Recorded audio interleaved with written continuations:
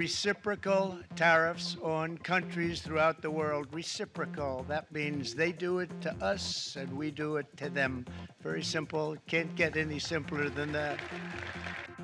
Trade war showdown. Trump goes fast and furious with tariffs as high as 50%. China retaliates. Trump saying he's open to striking deals with countries contradicting top White House aides who said tariffs are no bargaining tool. Wall Street tumbles further at the Friday open after a $3 trillion wipeout in the previous session.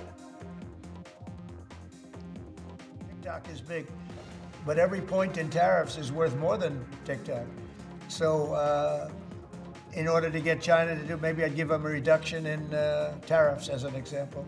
Sounds like something I'd do. Tariffs as leverage in a TikTok deal. President Trump says China could get a breather from its tariffs, but that's only if Beijing approves the sale of the app. TikTok faces a ban in the US if it doesn't find a non-Chinese buyer by April 5th. Amazon and the founder of OnlyFans are possible suitors. The US jobs report way better than expected.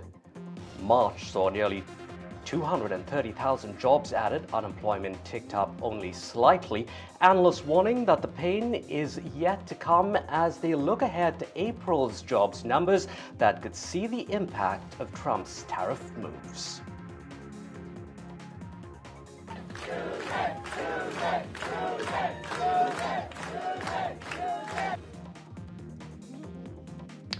Battered Democrats taking comfort in the victory of a liberal judge. Susan Crawford won the Supreme Court race in Wisconsin, defeating conservative Brad Schimmel. Schimmel was backed by Elon Musk, who pumped in over $20 million into the race. The result secures a 4-3 liberal majority in the swing state's Supreme Court. And this week, seeing high-profile hirings and firings. Director of the U.S. spy agency, Timothy Hoare, is said to have been dismissed after claims by a far-right activist that Hoare was disloyal to the president. Meanwhile, controversial TV celebrity doctor and surgeon Dr. Oz has been confirmed by the Senate to lead Medicare and Medicaid, which comes under an agency that oversees the health care of millions of Americans.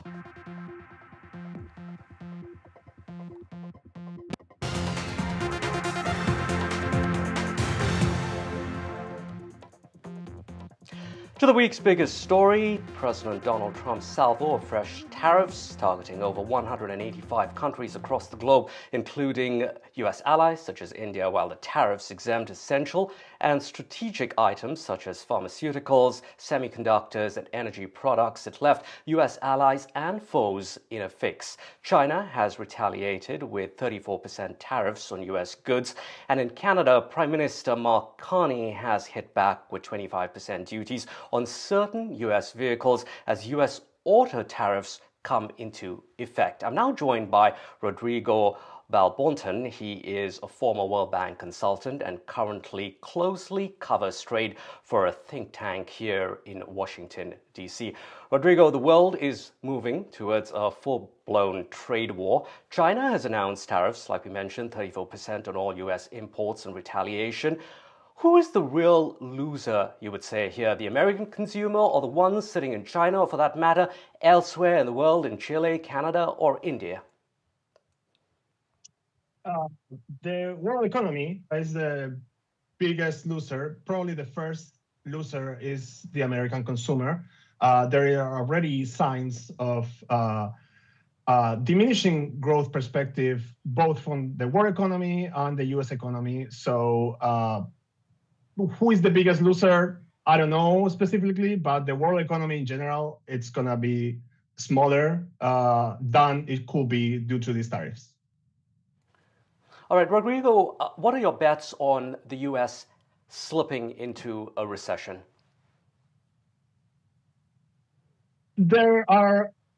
It's more likely than before, but it's not certain. So, some expert has estimated the increase of likelihood of recession. For example, Goldman Sachs, before the tariff announcement, increased the likelihood to 1/3 or 35%. But that doesn't mean that it's going to be a recession. It's more likely, but not necessarily that it's going to be a recession. All right, now, after we heard from top Trump aides on how tariffs are not a bargaining tactic, President Trump says he could negotiate with countries. He cited China as an example. Basically, if China lets up on, say, selling TikTok to a US buyer, he could spare Beijing from those punishing tariffs. What are your expectations?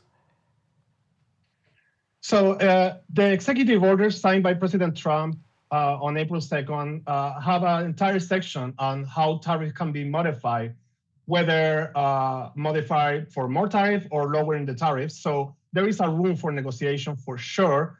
And that's signed by the president in the executive order. That's section 4 that delegates the authority for reviewing these tariffs that are just announced.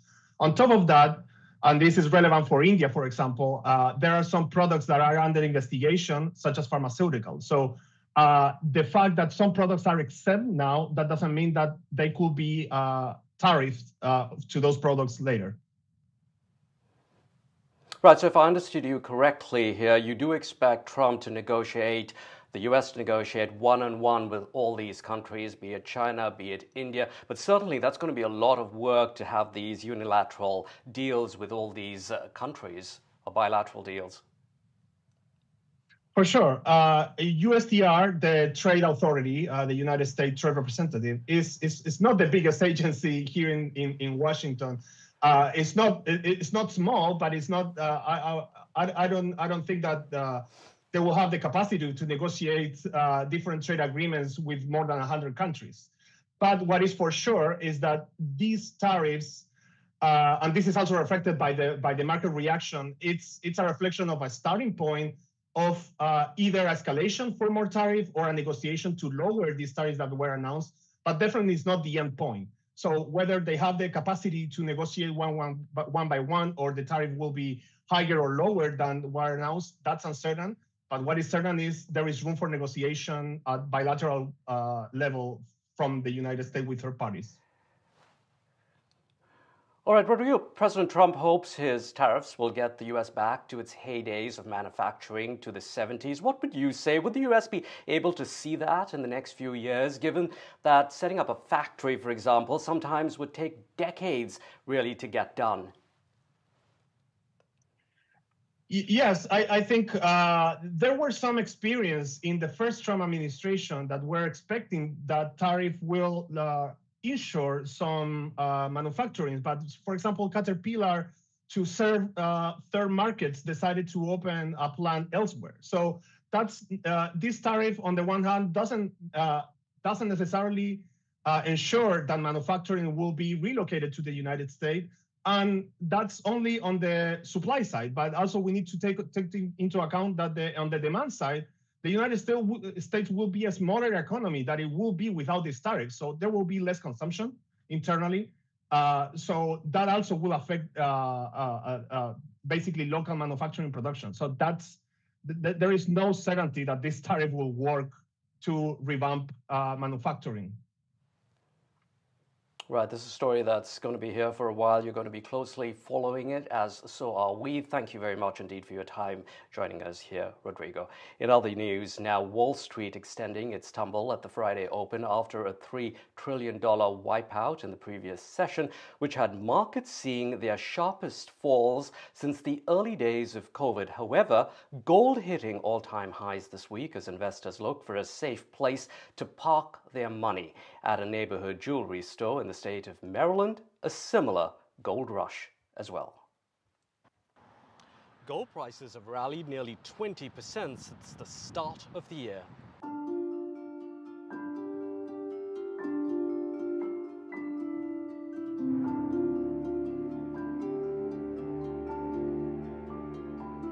Geopolitical tensions like the war in Ukraine, or Gaza for that matter, a big reason why prices have increased, but a big one, Trump's tariffs, that's stoking fears of a recession. A possible recession in the US, the world's largest economy, means more people flocking to gold, a safe haven asset. As far as demand goes, how much would you say demand has increased? I would say at least 10 to 20% increase just in the last 3 months. We're getting a lot of first-time gold buyers, a lot of new customers. Obviously, we're breaking records with where the gold price is, and so people are becoming aware of that. What are people saying to you when they come in? There's a lot of uneasiness in this world, a lot more questions than answers, and I think when that happens, people are looking to diversify. If it's jewelry that you can wear that stores wealth, if it's gold bars, it's something that you can physically hold and you can trust what you can see. I think gold is very easy to purchase. You understand the value of it, the weight of it, and it's also very easy to sell. Because of the tariffs, other things going on in the US, I would say it's a really good time to buy gold. So the challenge is like, I have money, I don't know where to invest it right now. Everything seems pretty risky. So I think gold is more of a secure investment. I invested in stock and Bitcoin and I got beaten up pretty bad. So you're going back to gold? Yes. Trump's tariffs have spared gold. The spot price of gold sitting today at around $3,100 roughly. But analysts at ANZ, for example, predicting that price could go up to $3,200 in the next 6 months. Some at the Bank of America saying the price could touch $3,500 in the next 2 years. We've seen the tariffs announced now. Are you anticipating more people coming to your store and demand increasing further? I think as long as things remain as they are, it's volatile. I don't see the demand going down. Gold, like any other investment, is not risk-free. Analysts say that yes, indeed, it is a safe haven, but prices can be volatile. What goes up will come down. In Rockville, Maryland, Allister D'Souza, NDTV. Let's get you more on how Trump may use TikTok as a potential bargaining tool. Trump has floated the idea of tariff cuts on China if Beijing agrees to approve the sale of TikTok here in the US amidst these trade tensions and a looming Saturday deadline for TikTok. Is a deal even possible for TikTok? This report by Disha Bakchi. TikTok. With the looming ban hours away, time is running out for TikTok as the Saturday deadline could see the popular short video app being banned again.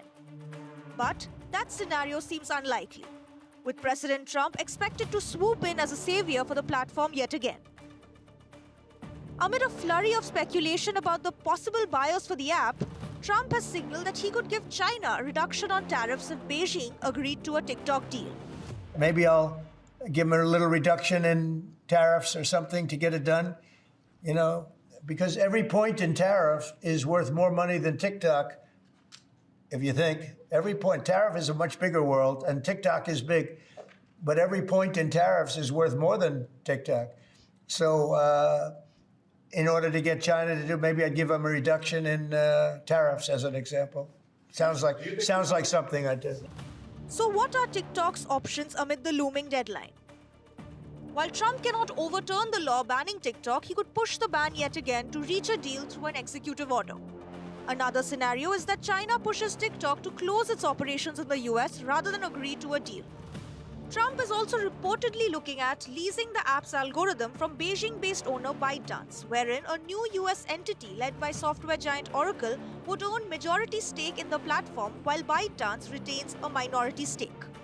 The final scenario is that a buyer is finalized, a deal that would require the Chinese government to give up core technology of the app, a condition that is unlikely to be met.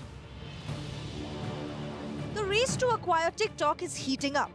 Amazon has submitted a last-minute bid, while a separate group led by OnlyFans founder Tim Stokely has also entered the competition. Software company Oracle is one of the front-runners in the race so far, but many others, including investment firm Blackstone, American YouTuber Mr. Beast, AI company Perplexity have also made a play.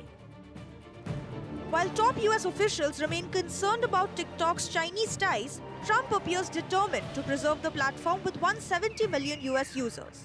Yet, the reality of settling the future of TikTok's US businesses will require much more than just a finalized deal. It would need to satisfy Trump, Chinese officials and ByteDance, a condition that will be difficult to reach. Disha Bakchi for NDTV World. Let's now turn to growing angst amongst H-1B student visa or even green card holders who are looking to travel overseas, the nagging worry, what if on their return they are denied entry into the United States? Recent reports of people being detained at airports and land borders, of people wondering about the do's and don'ts. Let's get a sense of what might be prudent and what might be overblown things that you perhaps shouldn't worry about. I'm joined by immigration attorney Niranjan Adhikari to help us get some clarity. Niranjan, thanks very much indeed for your time. Niranjan, first up, is it a good idea for H-1B visa holders, student visa holders, green card holders to carry fewer electronic devices on their re-entry, or even if they should be deleting photos or WhatsApp before they arrive in case immigration officials ask them to hand over their devices? Right, Allister. Electronic devices, the government has authority to search your electronic devices at the port of entry. You can carry your electronic devices, but you should not have any content which kind of questions your purpose or intent to come to the United States. For example, if you're coming as a student, your sole purpose has to be here to study, right? So if you have any photo, any sort of video communications or audio communications or even WhatsApp messages, which can so otherwise, meaning you're coming here to work and whatnot, then that could be a problem. So therefore, you want to avoid that kind of content in electronic devices. There are some best practices some immigration attorneys have advised, which is to lock your phone because otherwise they can do sort of remote access to your device. So lock your phone, turn off the devices at the port of entry. If they ask you to hand over, you can do that. It's just that you don't want to contain any sort of questionable material in your device. But they can ask you to turn your phone on, right? Right, at the time, yeah, if they're inspecting. All right. Okay, now lots to get through here, so I'm going to move on to the next one. What sort of question should non-citizens be prepared to answer at the airport when they arrive from a trip from overseas?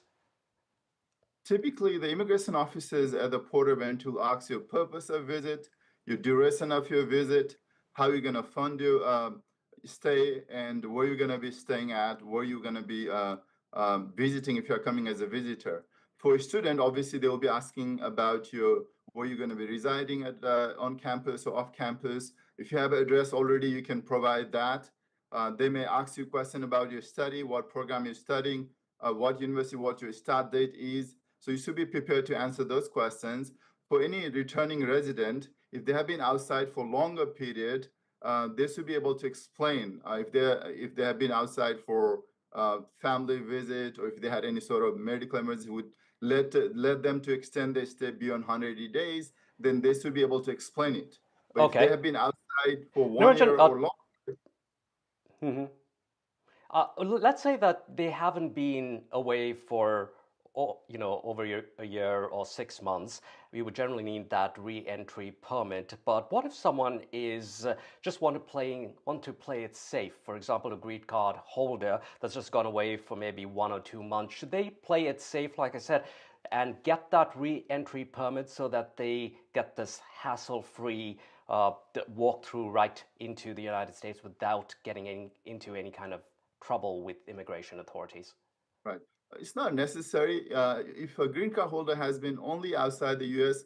for 6 months or more, but less than 1 year, you don't need a resident permit. The same green card can be used for entry into the United States, but you'll be considered seeking an admission. Unlike when you enter within 180 days, then you'll be considered as a maintaining a legal permanent resident. But if you have been outside for more than 180 days, but less than 1 year, the same green card can be used to return to the United States. But you should be prepared to answer questions regarding your permanent residency, how you are maintaining your permanent residency, for example.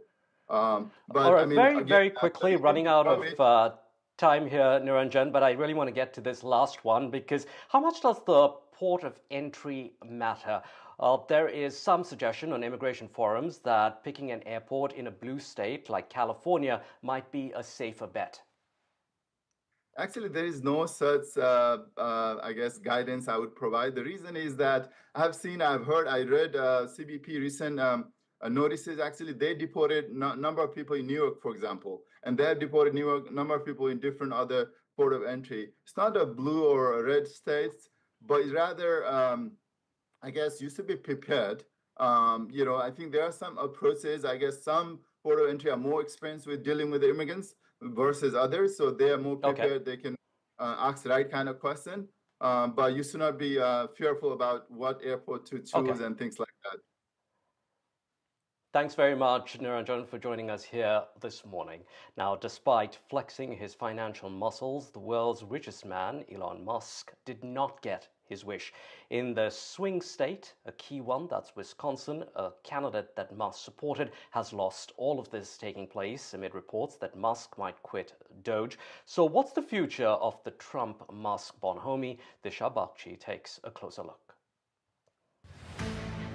After months of living on a high, the Republican Party has faced its first political setback in key state Wisconsin, as Democratic-backed Judge Susan Crawford beat conservative rival Brad Schimmel in the Wisconsin Supreme Court race, the most expensive judicial election in United States history. The loss hit Trump loyalist Elon Musk particularly hard. The Tesla chief sunk $21 million into flipping the Wisconsin Apex Court to Republican control, only to see his candidate defeated by 10 percentage points. Musk shot the state judicial race into national view, claiming that it would decide the trajectory of not only the United States, but perhaps all of Western civilization and the future of the world. Yet it seems Musk's money muscle failed Republicans, instead pushing Democrat turnout.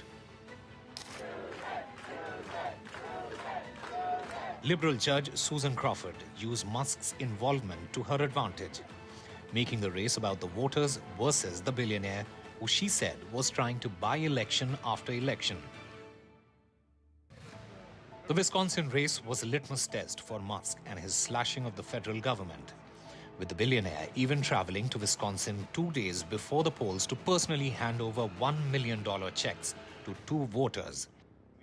Yet the loss signals a warning for Republicans that Musk's growing unfavorability with the public could be a liability in the midterm polls next year. Despite the defeat and growing anger among Republicans, US President Donald Trump has no intention of cutting ties with the world's richest man, even though he has also foreshadowed Musk's departure in the past 2 weeks. He is. He's amazing. No, I mean, as long as he'd like. I like smart people, and he's a smart person. I also like him personally. I would say Elon will stay for a certain period of time, and then he's going to want to get back to his businesses full time. For now, the fate of the Trump-Musk Bonhomie hangs in balance. With Disha Bakshi, Bureau Report, NDTV World.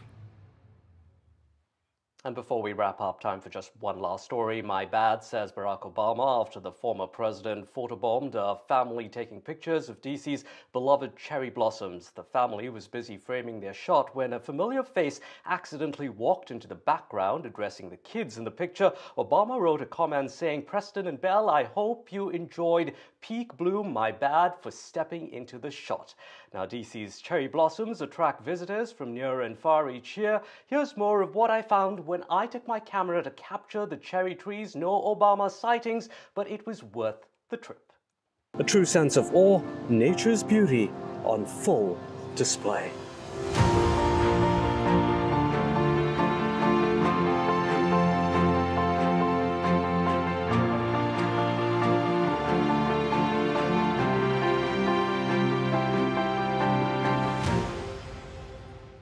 DC's famed cherry blossoms are a yearly spectacle, usually coming to peak bloom in the last week of March and the first week of April. Over 1 million visitors come here to enjoy these stunning beauties. I'm from Delhi and I like cherry blossom. It's really pretty. I'm especially come for that. Oh, for me, cherry blossom has always been the favorite tree for me. It reminds me of the resurrection, the serenity and peace and calm for me. So the first cherry trees were gifted by Japan to the United States as a symbol of friendship. This plaque here telling you when it all happened. The first cherry trees, March 27th, 1912. The nearly 4,000 trees that you see here today around DC's many landmarks are an offspring of those originals. I'm from Pennsylvania, and we have my nephew and my niece there from North Carolina. You know, it's like it comes once in a while, right? So it's worth seeing it. Like we don't have it in NC, so I think it's beautiful. I like it. They are so nice. This is like the only place you can see them. I've been here previously for the cherry blossom. It's very beautiful. But worth making a trip over and over again? Yes, definitely. I would definitely say come over again, yeah. And here's one tip for all you visitors. Don't pluck the flowers, don't break the branches, don't climb on the trees because it's an offense and could land you in trouble. For NDTV in Washington, D.C., Allister D'Souza.